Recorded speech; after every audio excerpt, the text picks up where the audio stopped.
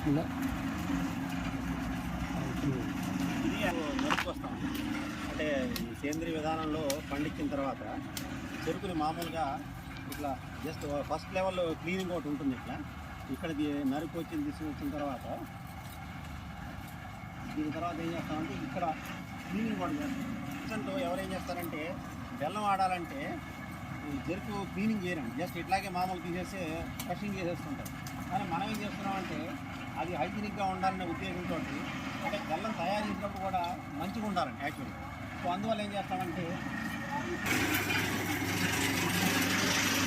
దీంట్లో ఏం చేస్తారంటే ఇది వాష్ చేసేస్తారు. ఇది వాష్ చేసి అంటే ఇది కడుగుతారండి, ఇక నీట్గా కడుగుతారు. చూడండి అక్కడికి ఇక్కడికి మీరు ఆ డిఫరెన్స్ చూడండి.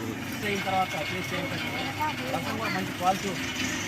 సో ఆ క్వాలిటీ రసంతో మన బెల్లం అంటే చాలా బాగుంటుంది. సో ఇంత కడిగిన తర్వాత ఏం చేస్తామంటే మనం గతంలో ఇట్లా నీటిలో పెడతారు, ప్రతి 2 సార్లు ఆడతారు. సో ఆటల్లో కూడా అదేవిధంగా ఆడతారు. సో కటింగ్ అయిపోతుంది. జనరల్గా ఏం చేస్తారంటే మన పెద్ద జనరేటర్తో పవర్ ఉంటుందని వాటితో చేస్తుంటారు. కానీ యాక్చువల్గా మనం ఏంటంటే ఇంకా నీట్గా వస్తుందని అక్కడ వాష్ చేస్తున్నాం కాబట్టి ప్రీ వాష్ అయిన తర్వాత చేస్తే రసం చాలా బాగుంటుంది.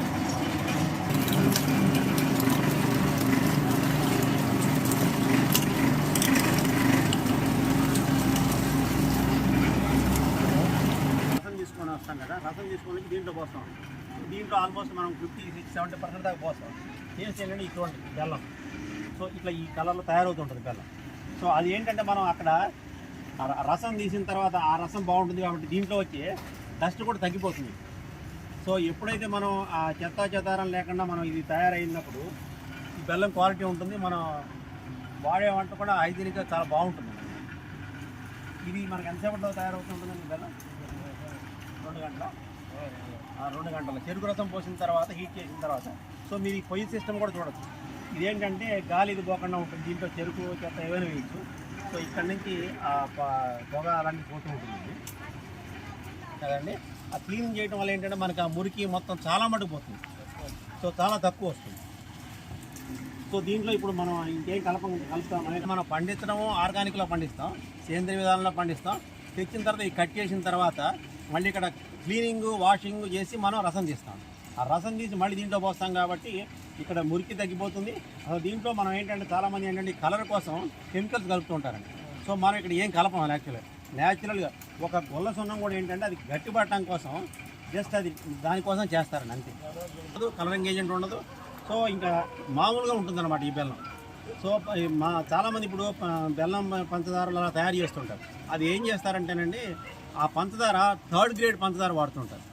సో ఇప్పుడు మనకు మార్కెట్లో వచ్చేది. సో ఇప్పుడు మనం ఇక్కడ 100 రూపాయలు 120 రూపాయలకు అమ్ముతున్నామంటే ఇది కూడా అంటే మనకి కాస్ట్ ఎక్కువ అయిపోతున్నా, లేబర్ కాస్ట్ ఎక్కువైనా కానీ మనం నాణ్యమైన సేంద్రీయమైన బెల్లం మన ప్రజలకు అందించాలంటే కొంత రిస్క్ తీసుకొని మనం ఆ పని చేయాల్సి వస్తుంది.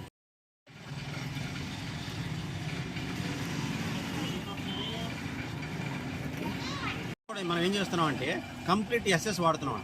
సో అక్కడ క్లీన్ చేస్తాం. అక్కడ వాడే మీకు ఆ రోలర్స్ కూడా స్టెయిన్లెస్ స్టీల్ రోలర్స్ అండి. ఈవెన్ ఆ మిషన్ కూడా స్టెయిన్లెస్ స్టీల్తో వాడతాం.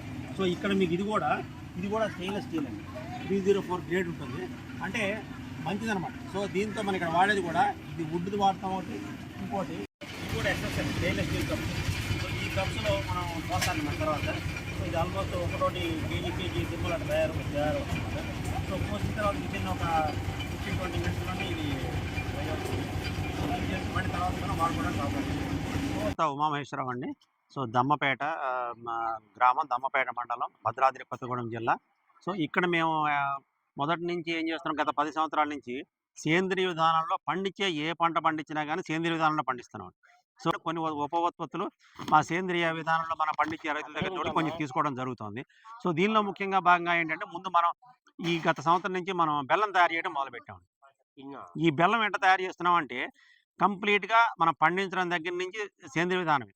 మా దగ్గర జీవామృతం వాడతాము. సో అక్కడ అదేంటంటే ఆ బెల్లం చెరుకు నరికిన తర్వాత ఆ ఫైబర్ మామూలుగా దాని మీద ఉన్న చెరుకు చెత్తనంతా అలాగే పరిచి ఉంచుతాం. ఆ పరిచి ఉంచడం వల్ల ఏంటంటే సూక్ష్మజీవులు చాలా బాగా పెరుగుతూ ఉంటాయి. బ్యాక్టీరియా డెవలప్ అయిపోతుంది, హ్యూమస్ డెవలప్ అవుతుంది. సో తర్వాత ఏం చేస్తాం, ఆ చెరుకు నరుకొచ్చిన తర్వాత ఈ చెరుకుని ఇక్కడ చూపెట్టిన తర్వాత, ఈ చెరుకుని ఏం చేస్తామంటే మనం వాష్ చేస్తామండి. నీళ్ళతో వాష్ చేసేసి క్లీనింగ్ చేసేస్తాం ముందు. క్లీనింగ్ మనం చెరుకు రసం బయట ఎట్లాగా తాగుతామో, ఆ విధంగా చెరుకు క్లీన్ చేసేసి, రసం తీసి, ఆ రసాన్ని మనం ఏం చేస్తామంటే మళ్ళీ మరిగిస్తారండి. అది కూడా స్టెయిన్‌లెస్ స్టీల్ దాంట్లోనే. సో, అక్కడ మనం చెరుకు రసం తీసే చోట స్టెయిన్‌లెస్ స్టీల్ వాడతాం. ఇక్కడ కూడా స్టెయిన్‌లెస్ స్టీల్ వండించే దాంతోటి చేస్తామండి. అది ఒక 2, 2:30 గంటలు పడుతుందండి అది బెల్లం తయారు చేయడానికి. సో, దాంట్లో ఆ బెల్లం తయారు చేయడానికి ముందు చెరుకు పానకం గూడా ఒక ఉపవత్తు మనం తయారు చేయొచ్చనమాట. అంటే బెల్లానికి ముందే ఒక హాఫ్ అన్ అవర్ ముందది చెరుకు పానకం తయారవుతుందండి. సో, ఆ చెరుకు పానకం వల్ల ఉపయోగం ఏంటంటే, చిన్న పిల్లలు గాని అందరికీ మనకి ఐరన్ డెఫిషియన్సీ తగ్గిపోతూ ఉంటుందండి. ఐరన్ డెఫిషియన్సీ ఇప్పుడు చాలా మందికుంటోంది. ఆ ఐరన్ డెఫిషియన్సీ అనేది ఉండదండి.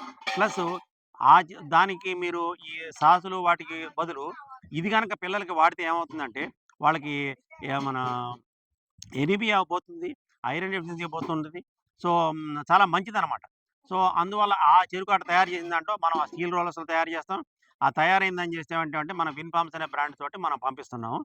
సో, ఆ విధమైన ఆ బెల్లం వాడటం వల్ల ఇప్పుడు మనకు బయట దొరికేది ఇది ప్లస్ ఇంకోటండి ఆ బెల్లం తయారీలో మనం ఏ విధమైన రసాయనాలు ఏది వాడమండి మనం. సో, ఏ విధమైన వాడటం ఉండదు. అందువల్ల ఆ బెల్లం తినడం ఆరోగ్యకరం అండి. సో, భవిష్యత్తులో ఏంటంటే ఈ బెల్లంతోనే మనం యాక్చువల్‌గా ఇంకా కొన్ని రకాల ఏదన్నా స్వీట్ అలాంటివి తయారు చేయాలన్న ప్రపోజల్‌లో ఉన్నాం. సో, అంటే ఏది ఏం చేసినా గాని మన దగ్గర నుంచి తయారయ్యే ఒక రైతు నుంచి ఆ ఉపోత్పత్తి డైరెక్ట్‌గా కన్జ్యూమర్‌కెళ్ళాలండి. సో, అందువల్ల ఇక్కడ మిడిల్ మ్యాన్ అనేవాడు లేకపోయేటప్పటికి మనకి వినియోగదారుడికి ఏమవుతుందంటే వాళ్ళకి రీజనబుల్ ప్రైస్‌లో వస్తుంది. ప్లస్ మంచి వస్తువు దొరుకుతుందండి.